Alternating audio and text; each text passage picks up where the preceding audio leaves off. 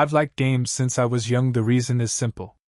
Since I was always in the hospital when I was a kid, there was naturally nothing to do but play games, and as time passed, games became a part of my life. But if you do anything for a long time, you will get bored and tired. Oh shit, what's this AI thinking? Why are you giving a heal there? After some time, no matter which game I played, it wasn't as enjoyable as before. It wasn't a matter of genre. Be it AOS RPG or FPS, it was all the same. All the games that came out every year were like garbage. The story and worldview adhered to the norm, and the system lacked depth. I wanted a game with something a little more special. Then I discovered Dungeon and Stone. Tatadat click click. The genre was single-player RPG. It was an overseas indie game. There was no Korean language support, and it used 2D pixel graphics, which had already become rare. To be honest, it was far from my usual fare. Still, it was free, so I installed the game to give it a try, and soon I fell in love with it. While I almost got killed like a newbie, it was a unique game in many ways. When your character died, you had to start again from scratch. NPC companions were essential for making progress, and the degree of freedom was also extremely high for a vertical scroller type game. The skill system and worldview were also attractive, and the story was interesting even though I had to read it in English. Crucially, I could feel something unknown but special in this game. Tatadat Tic-Tap, I, who at the time had just started as a service worker assigned to the subway, began to delve into Dungeon and Stone in earnest. It wasn't easy. Combat in this game was not simply done with HP or MP. Even with full HP, if there is one misjudgment, the character that has been painstakingly nurtured for 3 months can disappear. Let's go. I couldn't even get to the mid-game for over 2 years, so I gave up my pride and searched for a strategy guide. I couldn't find any on the Korean portal, so I had to translate, and read them from foreign sites, but even that didn't mean much. There were not many users abroad either, so there were few related articles with no useful information. Rather than those who played it for a month or two and called it ruined game, I, who had been seriously exploring this game for 2 years, had a much better understanding. So I stopped looking for a strategy. 3 times up, 4 times to the left, once down, twice to the left, 6 times to the top, 4 times to the right. Finally, avoid the trap. Okay. Wasn't this the only game I finally found while searching for one I could actually enjoy? After a while, I decided to just keep trying on my own, and whoa, so we have reached this point.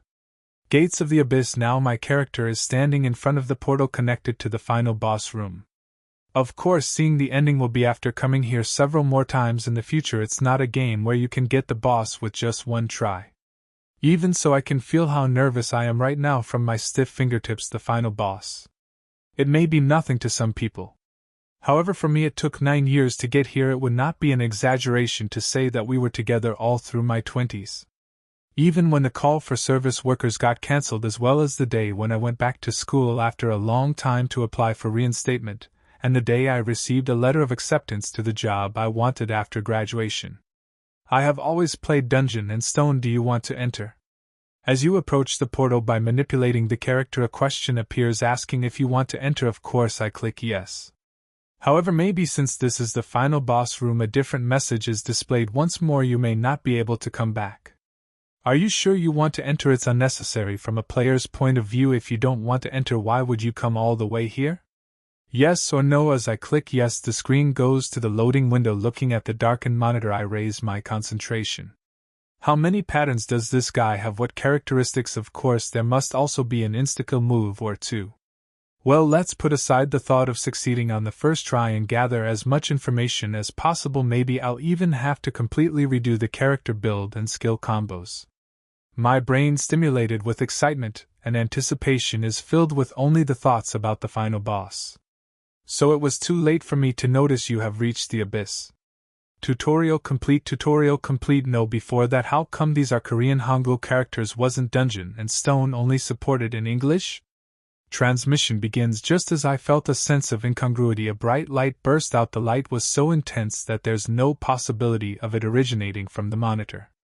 Damn it, my eyes! In an instant, everything turned white.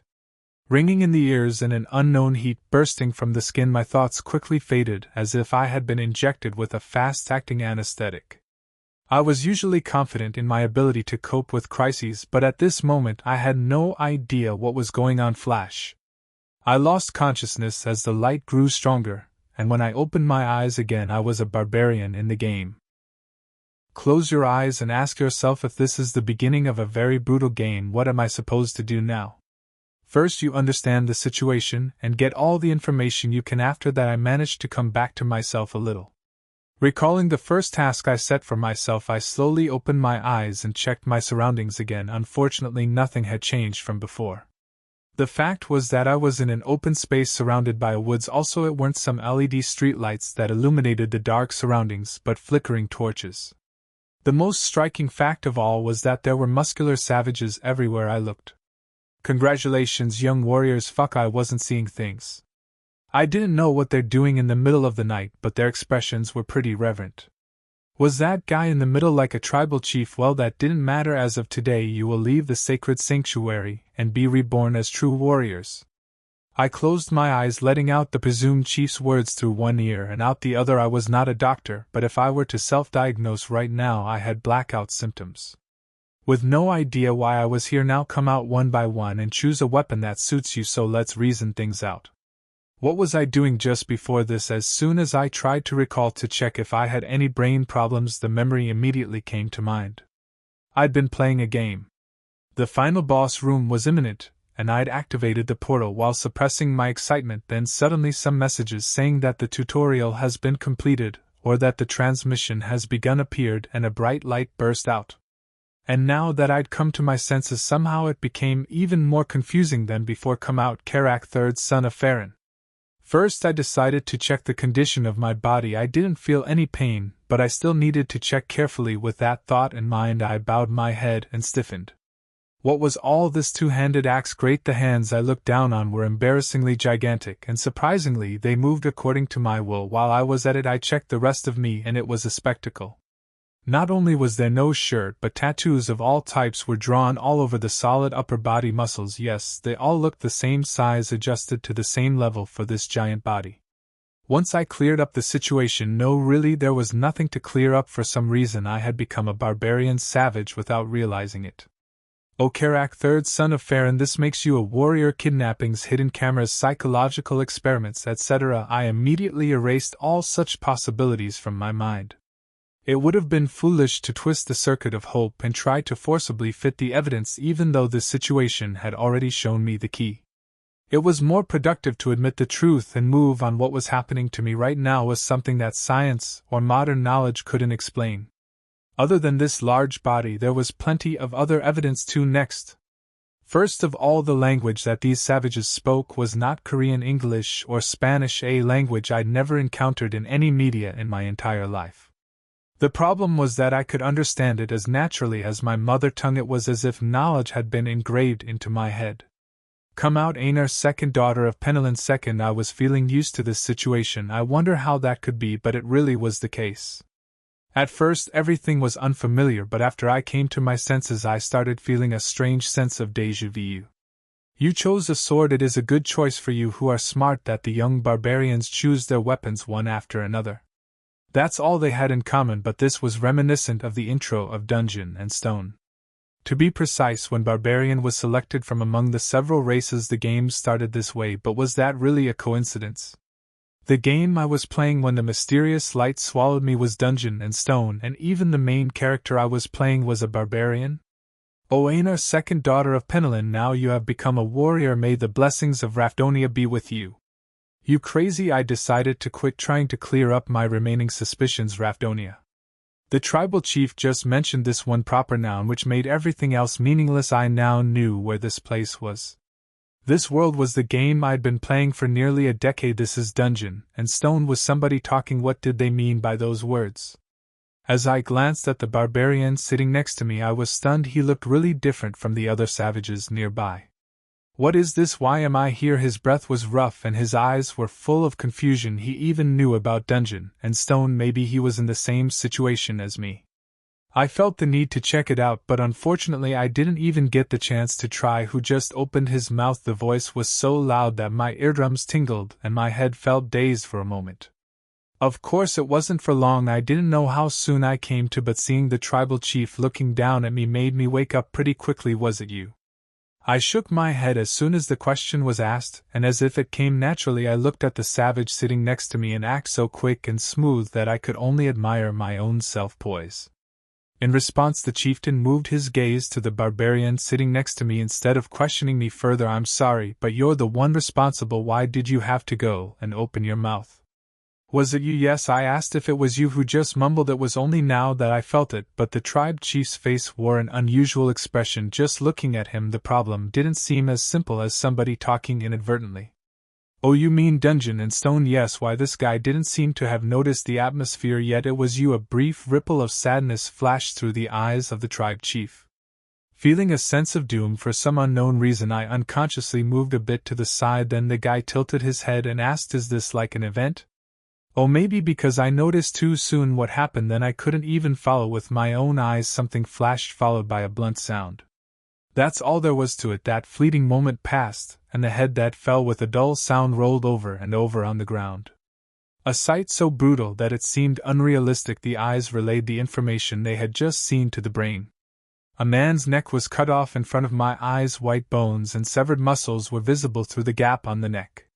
Something white splattered on my face along with red blood and muddy flesh. What was this fat? Well, I didn't really know, but it wasn't as shocking as I'd have expected. As if I was watching a movie or an anime, there was no feeling of nausea and no mental pressure, as if it was all a dream. As I watched the blood spurt out of the severed neck, only one question remained in my head: why the hell did the chief kill him? An evil spirit resided in the soul of Orium, son of Kajua. Young warriors, erase from your memory all the words this evil spirit has just uttered. The moment I heard the chief's words, the information naturally compiled in my head. Information 1: I am an evil spirit. Information 2: if this is found out, I will die. Information 3: this fate could have become mine. When I came to that conclusion, chills rose in my spine, which was still intact even when my compatriot's head had been cut off. Vulcan, hurry up and report this to the temple and take the corpse. What about the coming-of-age ceremony? I will proceed. There was a lot of blood, but the ritual continued. It seemed that this kind of thing was common here, and no one blinked an eye wherever I looked. This was also true of the young warriors sitting around, but maybe it was because I'd played so many torturous games. No one told me, but I could clearly see what I had to do now. Please finish your coming-of-age ceremony safely without anyone finding out that you are an evil spirit. If it were a friendly game, a message like this would appear. With the updated task in mind, I forcibly stopped myself from shaking, and taking my cue from the attitudes of the others, I composed my facial expression. No one should feel any sense of incongruity while looking at me. To them, if found out, I would be nothing but an evil spirit who had possessed the true owner of this body. Next, but what followed after the accident made my heart sink. Kennick's fourth son Serum come out. I didn't know my name. This was a serious matter with life or death at stake. If your name was called and yet you stood still, you definitely look suspicious. Next, of course, you could go ahead and say you'd heard it wrong. Obviously, that was a much more likely explanation, but if you were asked something more to make sure, that'd be a different story altogether. Just if what if the chieftain asked a question because he was suspicious, I won't be able to answer anything. Next, did these fervid emotions stimulate the hormones in my brain? Positive thoughts began to come to mind. A weak thought: if you are called at the end, it doesn't matter if you don't know your name, right? Next, I felt sorry for myself. Was I going to depend on luck when I'd never been lucky my whole life? One could tell just by looking at how I was brought to this place while playing the game. For an unlucky bastard like me to get through this crisis, I needed a much more plausible plan. Next, that's why I kept looking around with my chin steadily facing the front. I looked at the expressions, movements, and habits of the others with my eyes. As I was doing this, a way came to my mind. Next, of course, this method was not 100% guaranteed. However, my time was short, so I made the final decision that this was the most likely way for me to survive. Next, the calling continued. I counted about 2 seconds to myself each time, and when I had repeated it 8 times, come out, Bjorn, son of Jandel. Finally, the long-awaited moment has arrived. Even after the 2 seconds had passed since the name was called, no one stirred their feet. Recognizing this fact, I stepped forward and proudly, with my shoulders squared, I walked towards the tribe chief. It wasn't that I was unafraid. Even at this moment, as I stepped forward, I wasn't sure that it was my name. If my judgment was wrong, this insane tribe chief would call me out at once, saying it was suspicious and perhaps ask, "Who is your mother?" I would not be able to answer, however. I didn't hesitate. Even as my heart pounded in my chest, I steadied my breath and continued to step forward for a simple reason. Because I thought this was the most probable. Young warrior, choose your weapon. In the end, my choice was right. There was no doubt in the eyes of the chieftain looking at me. A gentle gaze, same as when dealing with other young warriors. I held my breath, suppressing the strange excitement bubbling inside me. I lived. Less than 10 minutes have passed since I opened my eyes, but I have accepted the reality I am facing now as it is. It may seem strange to some, but denying reality is for idiots. This is not a dream. Bjorn Jandel. From now on I must live by this name. No, not just the name. I have to completely become this savage barbarian. I don't know for how long. Is it even possible to return home? And if it is, what do I need to do? Because I don't know anything yet. Well, I wonder if it'd be possible to go back once the game's clear conditions are met. It's still too early to determine this. I honestly wish that wouldn't be the requirement. No, I haven't even cleared the 2D version yet. How do I clear it in real life? Maybe I'll have to live here for the rest of my life. In that sense, weapon selection was important. I thought that dragging things out might raise suspicion, but I still carefully examined each weapon one by one. One-handed sword, two-handed great sword, mace, iron club, spear, harpoon, two-handed axe, flail, great hammer, etc. There were no bows or staffs at all. These savage bastards didn't even care about jobs that had it easy won, like healers, wizards, or archers. Although considering their racial characteristics it was natural. Bjorn, son of Jandel, come on, choose your weapon. As the selection time grew longer, the tribe chief began to urge me. I finally organized my thoughts. Barbarians have no natural talent for magic but have strong physical abilities. For that reason, when raising a barbarian character, I always played with melee weapons and put them in the vanguard. Out of curiosity, I'd also tried to raise a barb archer, but it didn't work. Their true value was always shown in close combat. And among them. This, after a lot of deliberation, I finally chose my weapon. The chieftain, who gave admiration and praise after every choice, showed a strange reaction for the first time. The sentiment was fully understandable. Bjorn, son of Jandel, this makes you a warrior because I'd chosen a weapon that no one else had picked. At that time, in a dark room with the lights dimmed, synchronization complete. Character information and logs have been recorded and sent to the manager. The CPU fan that had been quiet started to spin and the light from the monitor again illuminated the empty room. However, the machine did not boot normally. Beep, beep, beep, beep. Text entered in line with the beeping sounds on the DOS screen over a black background. You have successfully completed the coming of age ceremony. You have installed new equipment. Item level has risen by +12. As if someone was typing in real time. Even at this moment, only those sounds reverberated quietly in the unoccupied room, endlessly, continuously. Bjorn Jandel, level 1, body 25, mind 35, ability 1, item level 24, new +24, combat index 67, new +6. Barbarian. When I first played as this race, whose name literally translates to savage brute, the weapon I chose was the great sword, right? Because it's cool. As a man, there is a certain romance in wielding a two-handed weapon and reaping lives by spinning like a dervish while holding your sword in the middle of an enemy camp. The problem was that he died too easily. Feeling fascinated by the barbarian character, I started researching how could I properly raise a barbarian to keep it alive. But even after many attempts, the barbarian still died too easily. No matter how much I tried to increase his survivability, he would always go berserk in a fight. There was no stability because each battle was like walking a tightrope. Then at some point I began to doubt myself. Should I just use him as a tank? Barbarians have the highest vitality among the selectable races, and their average strength is also high, so they can even wear adamantium equipment. Although not as good as a dwarf with its cheaty special ability, a barbarian has the basic skills of a tank. Well, to tell the truth, I didn't really want to play as a barbarian tank, but all the research I'd done by then would go to waste otherwise, so I decided to give it a try. And after a few trials and errors, I was able to make a nurturing strategy. Isn't this a scam? Without any regrets, I threw away the dwarf that was my original tank. So what if your fights weren't as exciting? I'd always valued efficiency, and I was a human being who could throw away his preferred playstyle if it helped him win. Just like the decision I was making now. When I returned to my seat after choosing my weapon, I could feel the other barbarians staring at me. What, your first time seeing a barbageous barbarian? Shielda one. As a proud barbarian, I came back to my seat with a dignified, unflinching look. There was no need to act this time. Next, I had no regrets about my decision. There were 3 reasons. First among the starting weapons, the shield is the most expensive. When resold too, there is a strong possibility that even if I hold a bladed weapon right now, I will not be able to use it properly. Third, the barbagius is my ultimate pursuit today. I made the most rational decision I could make with this. You have become a warrior. After choosing my weapon and returning to my seat, there was some free time while the coming-of-age ceremony continued. For the rest, I decided to speculate on the cause behind the situation. In fact, I should have guessed it earlier, but well, what would you do?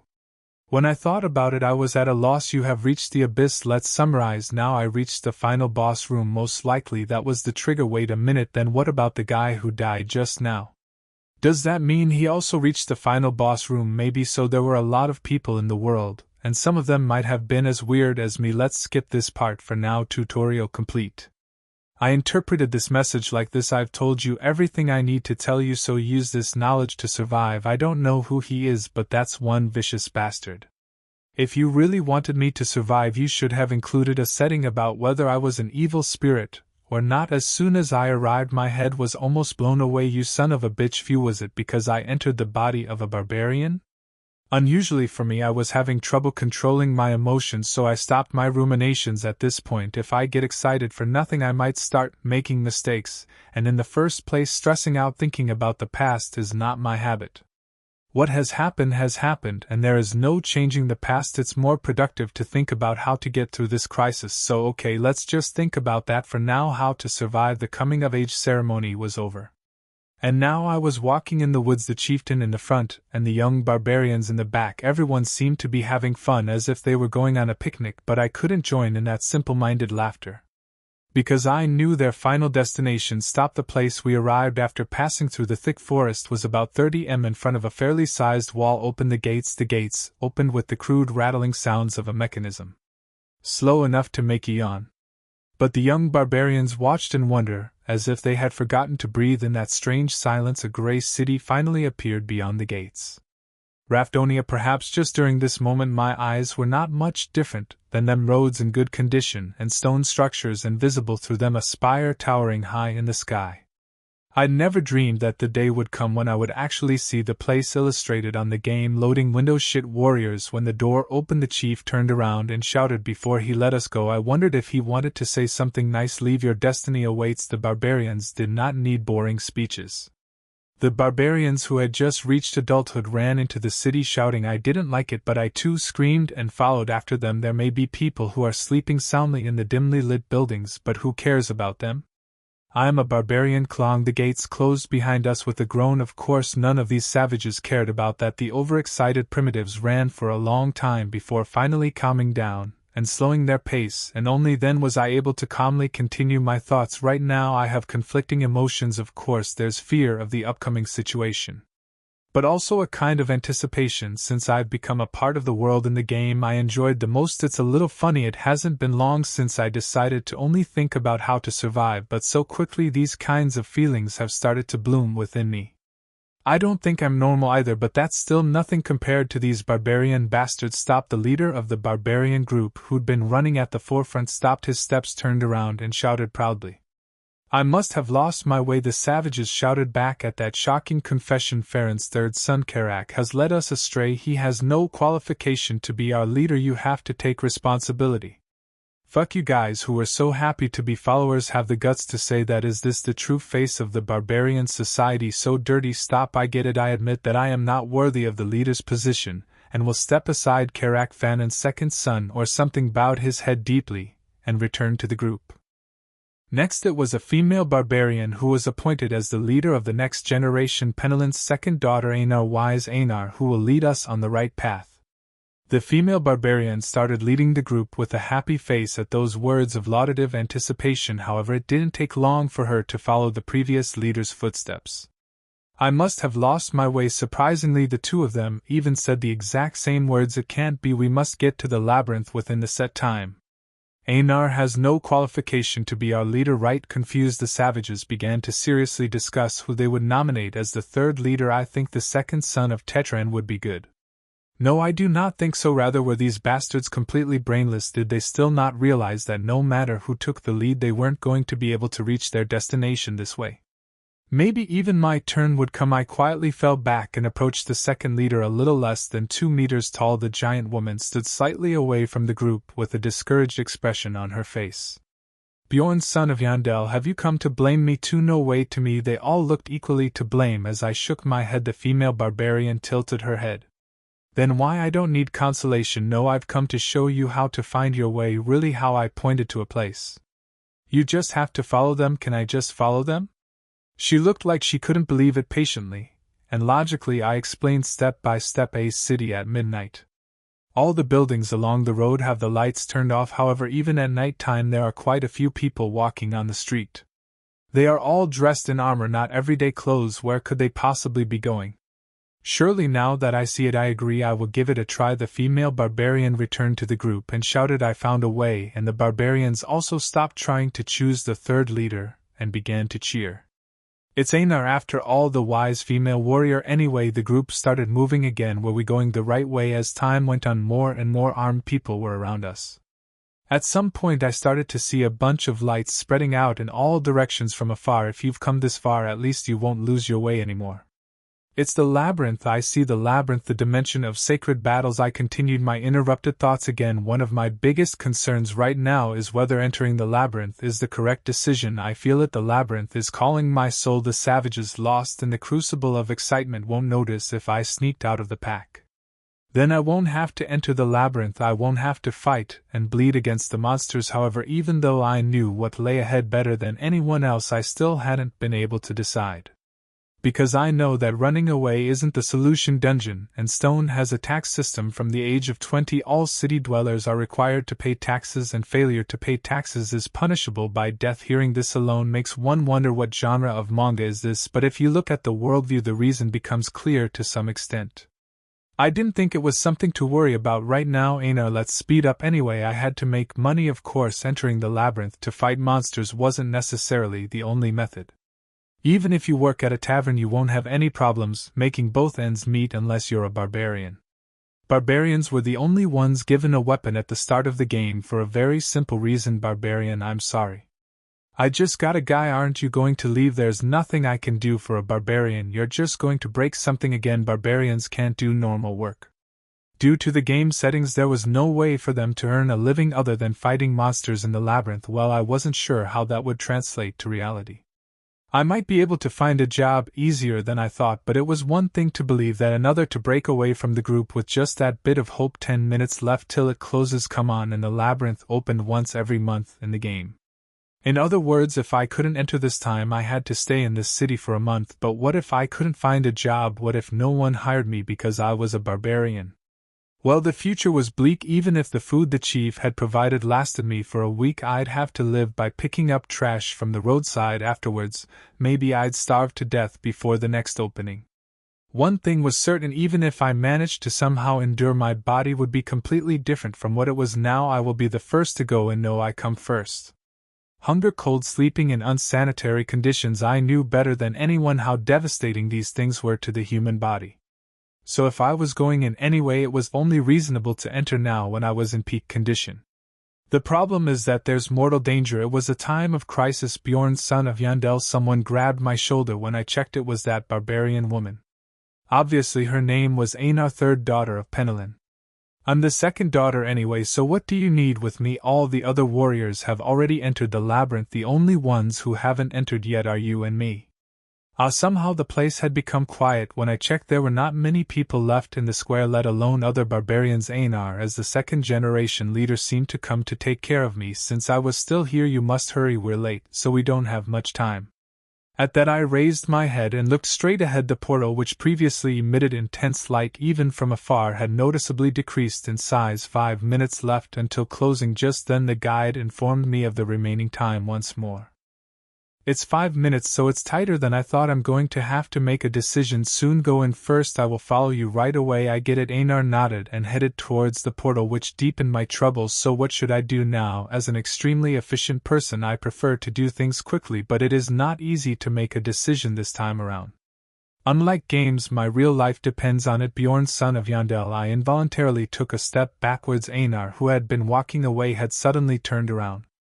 Thank you for that. There's nothing to be thankful for, and there is one thing I want to ask you. Anything other than my mother's name, please? As I nodded, Einar asked with a 100% sincere voice. How can I be wise like you? I've never seen a barbarian as smart as you in my life. I want to be like you too. That's a really difficult question to answer. How to become smart? To be honest, I wonder if it would be quicker to just be reborn. No, why am I thinking about this? Just give a rough answer and send her away. You always have to think and act. That's right, I just said something without giving it much thought, but Einar pondered my words with a serious expression, and she said something a little odd. Thank you for your advice. If I come back alive from the labyrinth, I will repay you. If you come back alive? It sounds too strange coming out of a barbarian's mouth, so I ended up putting an unnecessary question in my mouth too. Are you afraid of dying? Isn't it obvious? Of course I'm afraid to die. Perhaps all the other warriors are as well. I wouldn't say it out loud though. Was that so? To be honest, her words didn't make sense to me. The barbarians in the game had no knowledge of fear. Actually, things didn't look much different now either. While I was silent, Einar added some more words of explanation. We were born warriors. If you don't fight, you die. Her tone was clumsy and stiff, but somehow I could fully understand what she was trying to say. Right, like me, they just didn't have a choice because they were born as barbarians. If you don't catch and kill the monsters in the labyrinth, you won't be able to survive in this city. That is why they learned how to overcome their fears and move forward from an early age. Yes, it was just that what made them look like savage barbarians. See you alive, Bjorn, son of Jandel. Einar soon entered the portal. 1 minute left until closing. Now there was nothing holding me back. Only my own choice, like the phrase that had popped up while entering the final boss room. There were two options here, yes or no. That thought cleared up my mind, which had somehow become jumbled with complicated thoughts. Whenever I was playing games, I always played with an emphasis on efficiency for the sake of a goal. Before acting, I considered the possibilities first, and I always moved with the next step in mind, even if there is an immediate benefit. If the final result is a net loss, say no, otherwise choose yes. So there was never any choice to speak of. The gate will be closed soon. Back off. I ran forward. Deep down, fear was boiling over, same as when the chieftain had called my name. Needless to say, I'd never even gotten into a common fistfight, having been sickly for most of my life, and the opponent was a monster on top of that. I was so terrified that my body felt like it was slowly turning to stone. It's dangerous, however, that didn't mean I had no chance whatsoever. Right now I was in the body of a barbarian with strength that went beyond common sense. I had my knowledge gained from nurturing characters in the game thousands of times, and above all else I had a grand goal to survive, so I had no choice but to do this. Even though I knew better than anyone the horrors and grotesqueness hiding behind this choice, still this was the most rational choice. You entered the crystal cave on the first floor, that's what I thought. As far as dungeon and stone is concerned, I am an expert. What kind of monsters come from where, what habits they have, and what their weaknesses are, I know by heart. Based on this, I made my final decision. If you combine a barbarian's physique and my knowledge, it's enough to survive in this labyrinth. At least at the time, I genuinely believed so. As soon as I entered the labyrinth, my vision went dark. Not some kind of a metaphor or analogy. Literally, I couldn't see anything. It was so bad I probably wouldn't even have noticed if someone covered my eyes with a blindfold. Yes, there wouldn't have been much of a difference. I felt like I'd been ambushed out of nowhere. All the barbarians had been just carrying the one weapon, so I didn't even have any doubts about this from the start. There shouldn't have been any need for torches on the first floor because the crystals on the wall act as a light source. Of course, there's a dark zone on the first floor too, but except for the outermost area that leads to the second floor. Oh, did I fall there now? I quickly hypothesized when entering the labyrinth. The starting position is set at random. Of course, just because it's random doesn't mean you'll be thrown into a place like this. Even if you happen to start at the outskirts, there should still always be a shining crystal nearby. However, this was not the world of the game seen through the monitor. What if all of those things had been conveniences the game developments had given to the player? In reality, what if an unlucky bastard got trapped in the dark zone as his starting point? If so, could my current situation be explained? No, it had to be that if the entire first floor was like this, I wouldn't have the confidence to survive a single day. Still, I calmed down a bit after organizing my thoughts. Fortunately, my eyes had adapted to the darkness, so my vision was much better than before, although I could still only the vague outlines of objects. Well, the situation wasn't dire enough to contemplate committing suicide by biting off my tongue anyway. Let's go ahead and check things out first since I was finally alone. Status window equipment window character information status inventory. Check journal. Damn, nothing worked. Well, I didn't expect it to anyway. Let's go. One hand holding the shield and the other touching the wall. I moved forward. Barely faster than crawling. Well, wasn't that obvious? Even if it was slower than crawling, I simply couldn't increase my speed any further. It was dangerous here. Suddenly a sharp pain erupted from my ankle. It was the first time in my life that I'd felt this kind of pain, making my nerves go crazy, but I quickly figured out the cause. What the hell was wrong? Even without a battle log, the answer became obvious very quickly. The character stepped on a goblin trap. Fuck, I'd stepped on a trap. What was the flaw in my strategy? There was no need to think too hard. The shield gave me psychological stability, true. But in return it obscured much of my field of view. If I'd buckled my shield to my belt and focused on observing the terrain, I might have noticed the trap. What was the use of a shield if you couldn't see anything anyway? I had to focus on practicality rather than peace of mind shit. Fuck it, how my hair was about turn white from the pain. I wanted so very much to scream right now, but I persevered desperately. I didn't know if screaming might make me feel better.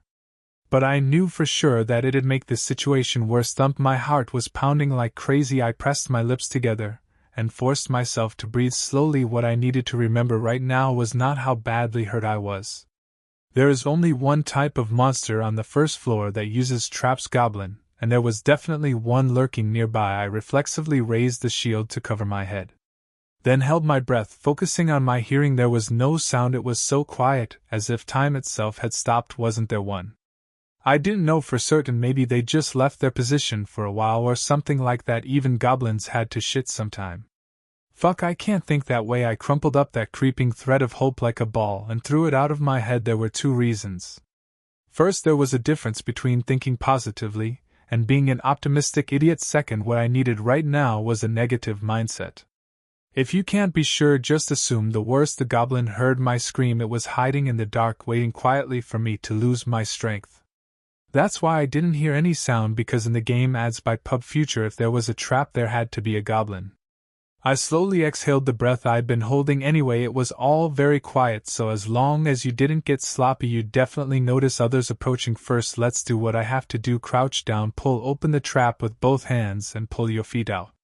Then, after tearing off the hem of the trousers, take off your shoe and apply strong pressure to the wounded area. I decided to throw away the damaged shoe. In fact, it was tough to even call it a shoe anymore, because what I'd been wearing were closer to sandals. Damn barbarian bastards.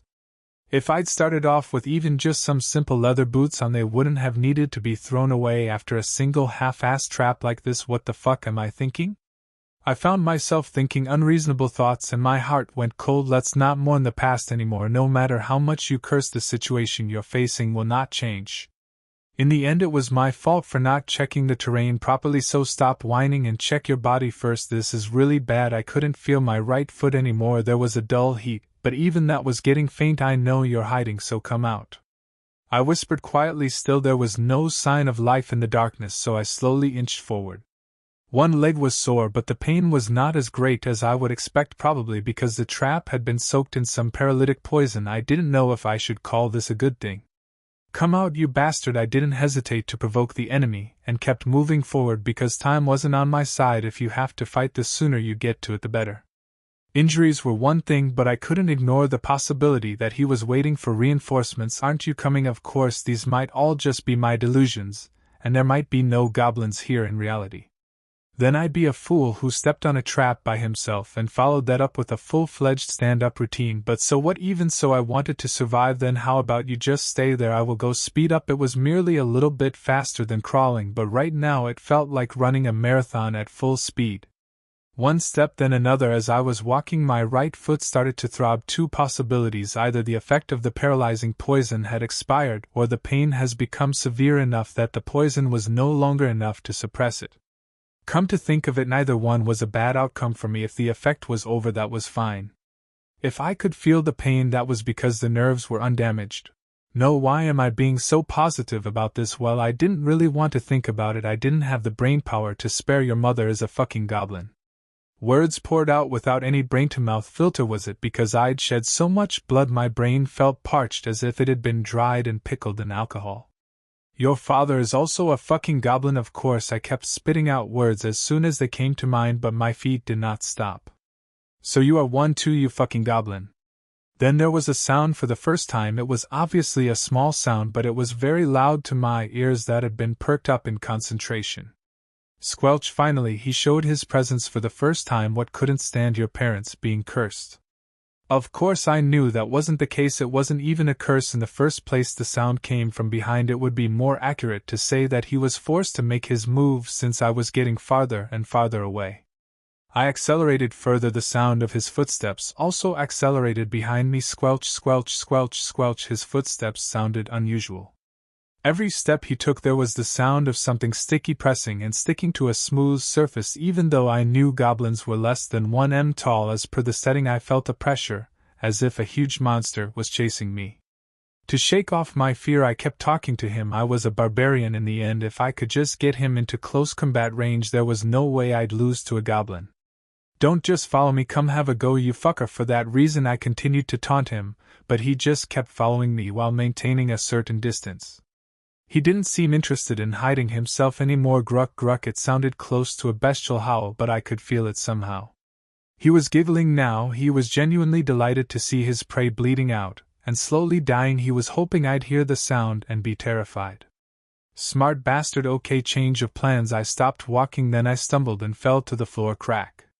My forehead, which hit a rock, felt like it was going to split open, but I made no sound. From now on it was a battle of patience. If he thought I was down for the count and approached me first, it'd be my win. If I really went down before that happened, it'd be my loss.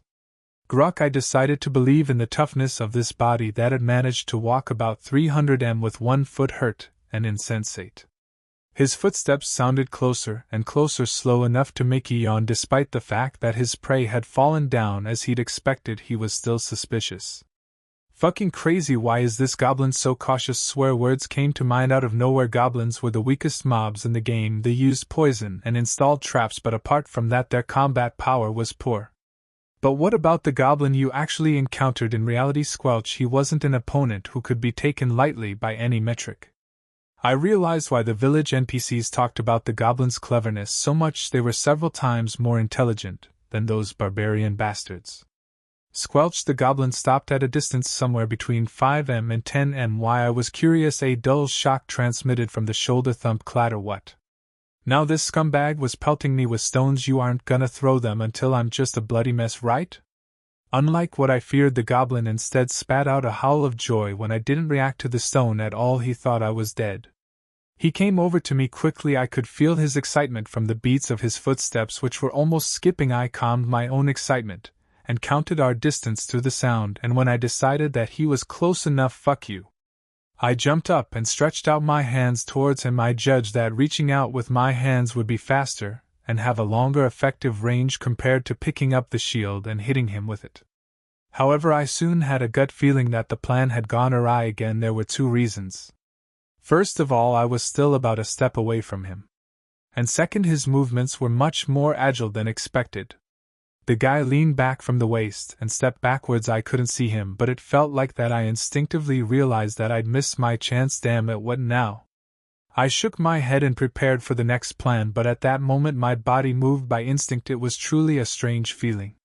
It was still dark before my eyes, but I intuitively knew where the goblin was going. By the time I consciously realized it, my hand was already on track and moving towards him. I felt him being caught by my fingertips, wrist, ankle, neck. It didn't matter. I screamed and slammed him to the floor. Crunch. There was the sound of something breaking, but I couldn't feel relieved, so I immediately climbed on top of him. Now things had changed. Now I'm up and you're down, you piece of shit. I slugged him in the face like a man. There were times when I missed and hit the floor in my excitement, but this barbarian body was much stronger than I had imagined. Instead of hurting my fists, the stone floor cracked and broke. Soon his movements ceased and dust scattered, dust that shined unusually. I stopped my fists. At some point the goblin corpse lying on the floor had crumbled and started scattering into the air. Really, this was nonsense. Fuck this same thing again, please. I wish I could choose one or the other. Was this actually a game, or just a similar reality? I kept getting confused about which beat to go with. You have defeated a goblin, EXP +1. Soon the goblin's body disappeared without a trace. Feeling frustrated for some unknown reason, I picked up a small stone that had fallen on the spot. You have acquired a grade 9 mana stone. It wasn't strong, but there was a faint light shining from it. It was a mana stone, the currency in dungeon and stone. How much was this worth? A memory soon came to mind. A piece of bread, the average value of the mana stones spat out by goblins in the game. Some laughter leaked out. Was this the only thing I got from that fucking bastard? All those complicated emotions became clearer as I calmed down. Close to that feeling where you end up laughing after crying a lot. There's a labyrinth, and there are monsters. A dead monster will disappear, leaving a drop item, and in that city out there all the various races live together. Obviously this is that kind of world, but there will be no more confusion. Looking back, I was a pretty funny guy. Although I always thought of life as boring, I never once considered suicide. That feeling of boredom was just an emotion in the end, and to me life was more precious than anything else. In many ways I simply found things not worth the candle. That thought still persists. That's why crawling in the dark on 3 legs. I know what you're thinking, but I'm actually being quite literal. Currently I am crawling on the floor with 3 legs, shuffling my completely shredded right foot. If someone sees me now, I'm sure they'll think of an abandoned dog with a broken leg. How do I know that? Because that's what I'm thinking right now. This sweetness came at the price of giving up my human dignity. First of all, it doesn't hurt because you don't have to use your injured foot, and you can move faster than before. Second of all, there is no way you'll step on another trap.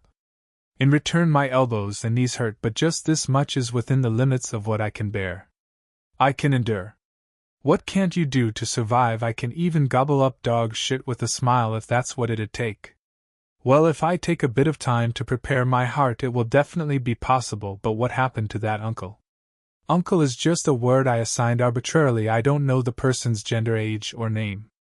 I'm just guessing by his way of speaking. The image in my mind is that of a thurish white guy with glasses, for some reason. Or not. Bleeding continues. Anyway, what happened to that person who woke up in the body of Kajua's son Orium? Did he die, or did he wake up again in his original body? It's a question I've been holding on to since I opened my eyes. Even if I intentionally try not to think about it, the worse things get the more I think of him.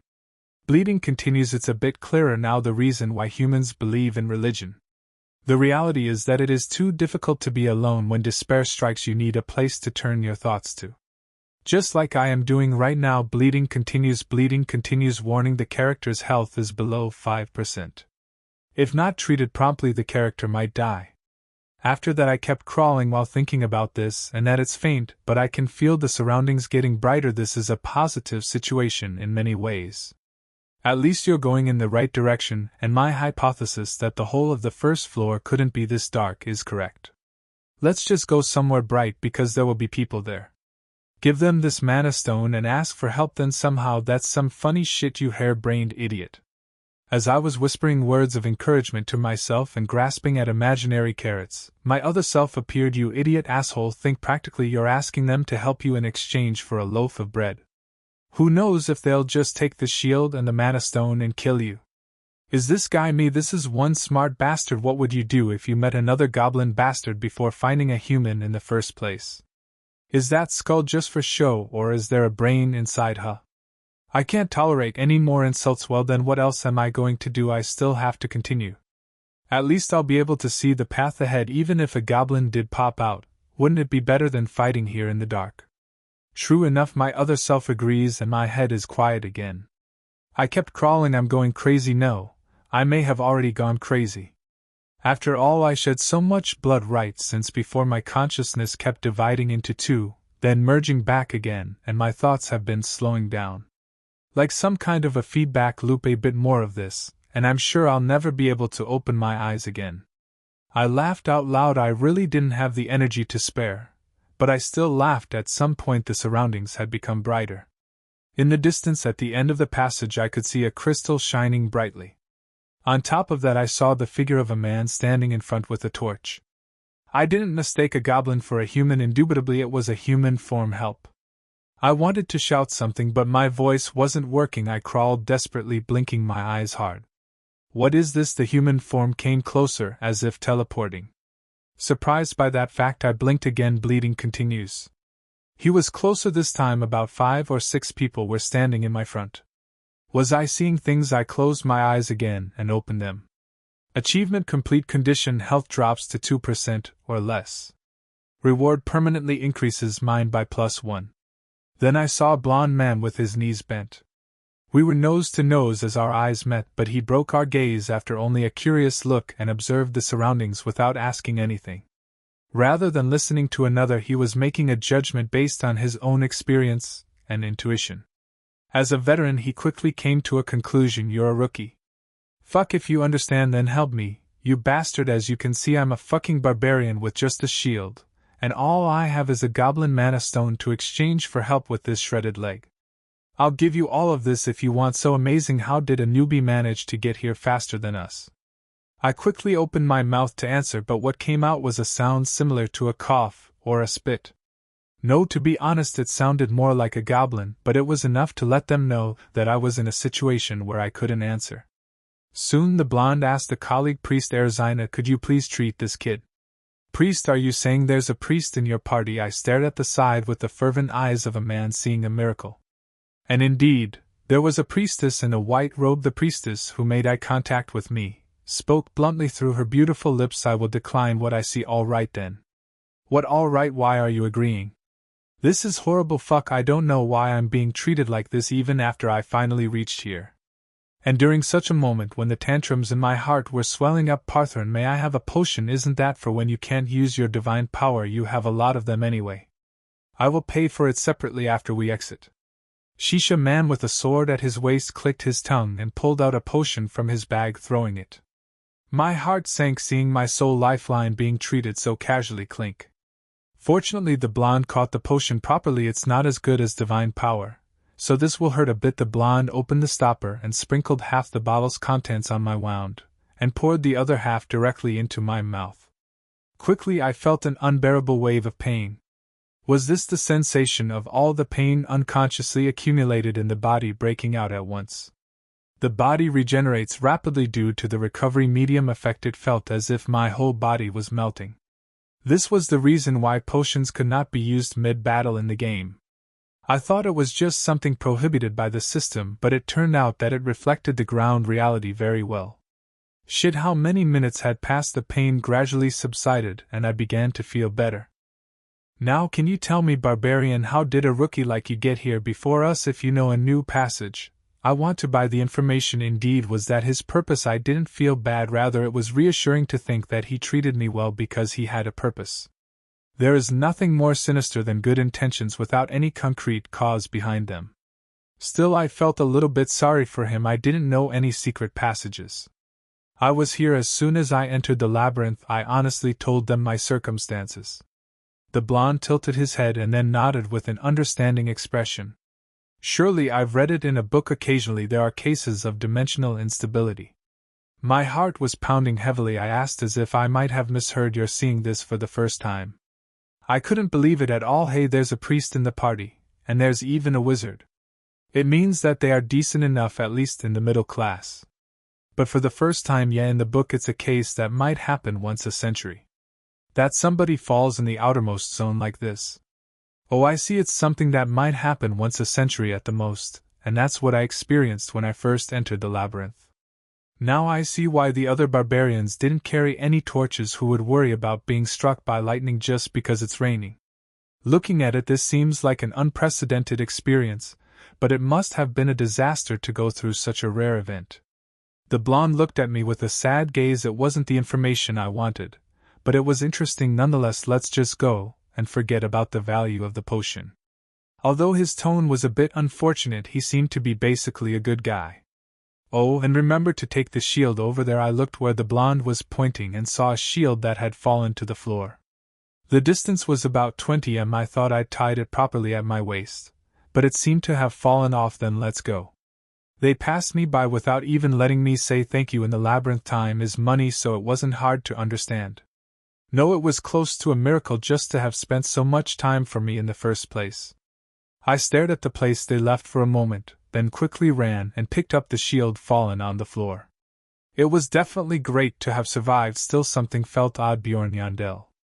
Level 1 Body 25 Mind 36 New plus 1 Abilities 1 Item Level 24 Combat Index 68 New plus 1. He was lucky that barbarian. Well, isn't it a bit much to call that luck going through something like that your first time? As the blonde answered with a vague smile, the swordsman snorted. Even without that, things would have been the same for someone who stepped on a goblin trap. He was lucky to meet us in the first place. He was lucky to meet Drush, not you. You didn't even want to use the potion, did you? When the female archer, who had been listening quietly till now, intervened, the swordsman shrugged. Yeah, because you'll find these guys all over the place. They don't survive long anyway. Our priest must have thought the same, right? The priestess smiled bitterly and did not answer, and instead, the female archer spoke angrily. Lady Erzina would have treated him if it weren't for the temple's rules. No, without the potion, she might have just broken the rules. Do you think that everyone is like you? Well, I don't know about that. I see a lot of people who are very different inside and outside. Parthran, you need to be more like Drush, even if just a little bit. For example, being considerate before asking about the secret passage. Yes, I've heard that barbarians don't like the help of others. Maybe that's why he was so considerate up front. Hey, don't you think you're talking me up too much? As the topic turned to him, the blonde smiled awkwardly and scratched his head, but he also did not deny the accusation. If you want to take the shortcut, you have to change directions here. Really, it's nice to have a guide in the party. Lady Erzina, usually the guides only know the direction to the portal. It's just that Drush is great. He's memorized all the landmarks on the first floor. The swordsman shook his head, looking at the female archer. But where the hell does this trail of blood end? Haven't we already walked quite a bit? Yeah, I guess you're wrong about that guy just being lucky. What kind of mental strength do you need to keep crawling for a distance like this? What big deal is that? Yeah, it should be around here. The party, that had been following the bloodstains till now, turned to a shortcut in the middle. And after about 15 minutes they reached their destination. Looks like we were the first to arrive on this route. There's a benefit to hurrying. Let's get moving. When the blonde placed his hand on the monolith placed in front of the dead end, an intense beam of light burst out and took the shape of a sphere. It was a portal leading to the second floor. Wait. As everyone was about to throw themselves into the portal, the female archer stopped the party. Isn't that what the barbarian must have been wearing earlier? What? The party, looking at the direction the female archer was pointing, was momentarily speechless. In the half-darkness under the light emitted by the portal, a blood-stained trap and a damaged sandal could be seen placed in a pile. That should be it. The wizard made an interested expression, then created a new sphere of light and moved it over the passage. The bloodstains that started from the trap continued along the curved passageway. No matter how much you move the sphere of light, you can't even fathom its end from this place. There was a moment of silence. Hey, Drush, how far is it from here to where we met him before? If there are no shortcuts, likely about 15 kilometers. That body is like a monster. To keep crawling such a long distance alone in this darkness. The wizard just laughed as if in surprise. However, the swordsman next to him could not do that. This is crazy. He felt it was a matter of the mind, not the body, he thought. How many hours must he have crawled in that situation when you're not even sure you'll be able to meet someone and get help? He didn't know, but what is certain is that barbarian was still crawling when they discovered him. He continued to move his arms and legs almost unconsciously. And then, unable to speak properly, he'd held out his hand. He had been holding a small mana stone in his hand. At the time I didn't think much of it, but now I think I know what that action meant. I'm going to give you this, so help me. Other than that, I have nothing to offer in return. So while the barbarian crawled that long distance, he had kept holding the mana stone tightly in his hand, so that if he met someone by any chance, he could show it to them right away. Soon the man came to a decision. I must take back what I said earlier. Just lucky, just another rookie who'll die early. How could that be? He knew from long experience. Drush, what was that barbarian's name earlier? That kind of man won't die so easily, no matter how hard or hopeless his circumstances may be. Because he will never see death as an escape from his torment. Dungeon and Stone is an unusual game. Although fellow NPCs are essential to making progress in the game, you should never trust them, especially if it's a newcomer you've just met. I'm walking through a cave. Wobble, my gait is unbalanced, because I just have the one shoe. Nevertheless, I feel happy. This discomfort I feel now is not something I could have felt when I'd been crawling on 3 legs. I have regained my human dignity. Who knows how long that'll last? Advance using the shield to reasonably protect your upper body. No need to keep your eyes peeled and survey every inch of the floor. Because there is light here, the light emitted by the crystals embedded in the walls and the ceiling brightens the surroundings. Compared to crawling through the darkness as you bleed out, it's like a wondrous dream. To tell the truth, being able to see ahead feels like a blessing from God. A benediction to help me exterminate these wicked goblin bastards. Surprised by my cry, a goblin jumps out from where he'd taken cover behind a rock. As I'd already roughly grasped his hiding place, I used my skill as if I'd been waiting for this moment. Smash, you son of a bitch! Smash is a skill with decent attack power that doesn't consume MP. FYI, I created it just now. Bump! The goblin collided with my shield mid-leap and fell to the ground. I rapidly closed the distance and stomped my foot on his ribs. Don't try those pitiful eyes on me. I know how crafty and evil you bastards are. Oh, you're different. Then you should complain to your friend who's gone ahead. Because that bastard made me like this. Crunch! I slammed the shield's edge down on Goblin's face as hard as I can. This one is different from Smash, which only hits an enemy in front by swinging or pushing the shield. This one is called Shield Ultimate, likewise created just now. Soon the goblin who died cleanly dissolved into motes of light, signifying that evil had diminished and the world had become a little more beautiful. I picked up the mana stone that dropped as a reward and roughly stuffed it into my pocket. This one was the 10th since I entered the labyrinth. These fucking bastards. After barely surviving a life and death ordeal, I kept encountering goblins. I was nervous at first, but I soon realized that places that boasted the safety of light, the goblins weren't a threat to me at all. They weren't as smart as I had thought. If you have trouble believing that, just look at that randomly installed trap over there. Couldn't you at least dig up some soil to cover it? Do you have a brain, or not? If you just leave it openly on the road, who the hell is going to step on it? The goblin traps were so crude that they could be noticed even from afar. Even if you tried to pass by one without triggering it, most times the goblins would just jump out and attack you first. Probably what happened with that bastard following me grinning like a pervert only happened because I actually stepped on a trap like an idiot. Gradually, after grasping their habits, the battles became easier. First of all, their main weapon was a short dagger, and their physical strength was only at the level of a child in the upper grades of an elementary school. In contrast, I was now a muscular barbarian with a physique that towered above them at around 2m. In an all-out fight, a goblin could be subdued in about 3 seconds. As a result, the only thing I had to be careful of was a surprise attack, but they even helpfully pointed out the ambush locations via those shoddy traps. Being a goblin's slayer, one isn't bad either, right? I immediately slapped myself hard on the cheek. I got so caught up in the act that it actually hurt. What had I been thinking just now? This is obviously a sign of madness. If not for that, there would be no way I could giggle while thinking such pathetic thoughts. Don't be proud of killing a few measly goblins. It hasn't even been 2 hours since you recovered from the verge of death, and none of your new problems have been solved. Man, I'm hungry. First, the problem of food. The shield wasn't the only thing I shed as I crawled through that darkness. About 5 days' worth of food was lost due to a hole in the food bag the chieftain gave me. Of course, I couldn't wander back into the dark to find it. This was not the fairy tale of Hansel and Gretel. I took out a piece of bread from my pocket and ate it. The bread was hard and dry for better preservation, but as I wet it gently with saliva, I could feel the sweetness of carbohydrates on my tongue. Why was it so delicious? As if my eating habits had changed after possessing this barbarian's body. The piece of bread the size of my palm disappeared in a few bites. I sighed, feeling a strange taste of regretful bitterness in my mouth. Thirst. This was the second problem. Fuck, where am I supposed to get any water? You killed a goblin, you killed a goblin, you killed a goblin, you killed a goblin. Warning, you are dehydrated. Please find a source of drinking water. Dungeon and Stone had a satiety system.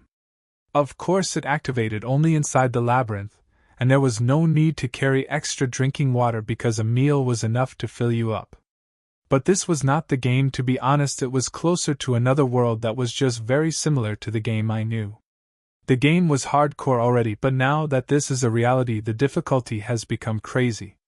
I wasn't too worried, though it's true that water is a more important resource than food, But even so, the tribe chief hadn't provided us any water.